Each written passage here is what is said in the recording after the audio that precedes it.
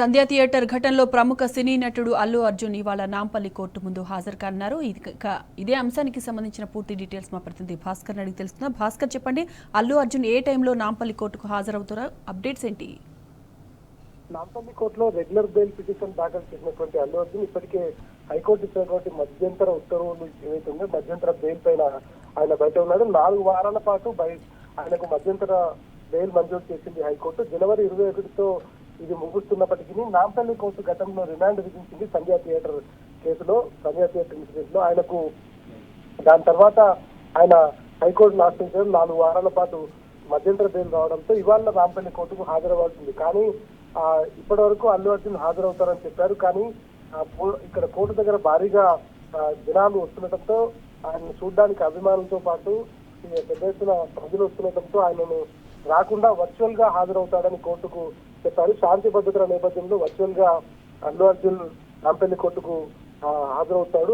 ఆయన సంబంధించిన దాంట్లో రావడంతో పాటు ఆయన కోర్టు పైన గౌరవం ఉంది కాబట్టి రావాలని ముందుగా అనుకున్నప్పటికీ శాంతి భద్రతల దృష్ట్యా ప్రజలందరూ ఎక్కువగా కోర్టుకు వచ్చే అవకాశం ఉంటుంది కాబట్టి దాని తర్వాత అనవసరమైనటువంటి ఇబ్బంది జరిగేటువంటి అవకాశం ఉంటుంది కాబట్టి తను వర్చువల్ గా హాజరవుతాడని వాళ్ళ తరఫున లాయరు ప్రస్తుతానికి కోర్టుకు చెప్పారు. ఆయన వర్చువల్ గా హాజరవడానికి కోర్టు కూడా పర్మిషన్ ఇచ్చింది.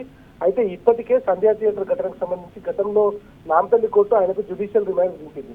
ఆ తర్వాత హౌస్ మోషన్ పిటిషన్ దాఖలు చేసినటువంటి ఆయన తరఫున న్యాయవాదులు వాదనలు విన్న తర్వాత మధ్యంతర బెయిల్ మంజూరు చేసింది 4 వారాల పాటు. ఈ నేపథ్యంలో జనవరి 21 వరకు ఆ మధ్యంతర బెయిల్ ఉంది. అయితే మధ్యంతర బెయిల్ ఉన్నప్పటికీ ఇప్పుడు రెగ్యులర్ బెయిల్ అప్లై చేయాల్సినటువంటి అవసరం ఉంటుంది. గతంలో నాంపల్లి కోర్టు ఆయనకు జ్యుడిషియల్ రిమాండ్ ఇచ్చింది కాబట్టి దాంట్లో రెగ్యులర్ బెయిల్ మంజూరు చేస్తున్నారు. రెగ్యులర్ బెయిల్ మంజూరు చేయడంతో పాటు ఇప్పటికే ఆయనకు ఉన్నటువంటి ఏదైతే రేవతికి సంబంధించినటువంటి అంశంలో వాళ్ళ కుటుంబానికి అన్ని రకాలుగా ఆదుకుంటామని చెప్పినటువంటి నేపథ్యంలో రేవతి భర్త భాస్కర్ కూడా ఇప్పుడు కేసు విత్డ్రా చేసుకునేటువంటి ఆలోచనలో ఉన్నారు. ప్రస్తుతానికైతే దీనిపైన బెయిల్ అప్లై చేసి వాళ్ళకి ఏదైతే జరిగినటువంటి నష్టం ఉందో దానికి నష్టపరిహారం కూడా అందిస్తున్నటువంటి నేపథ్యంలో బెయిల్ మరి దాఖలు చేసినటువంటి సందర్భంలో కోర్టు ఎట్లాంటి జడ్జిమెంట్ ఇస్తుందో చూడాల్సిన అవసరం కనిపిస్తుంది. మరి కాసేపట్లో రెగ్యులర్ బెయిల్ మంజూరు చేయడమే కాకుండా రెగ్యులర్ బెయిల్ అప్లై చేసుకోవడమే కాకుండా వర్చువల్ గా అంటే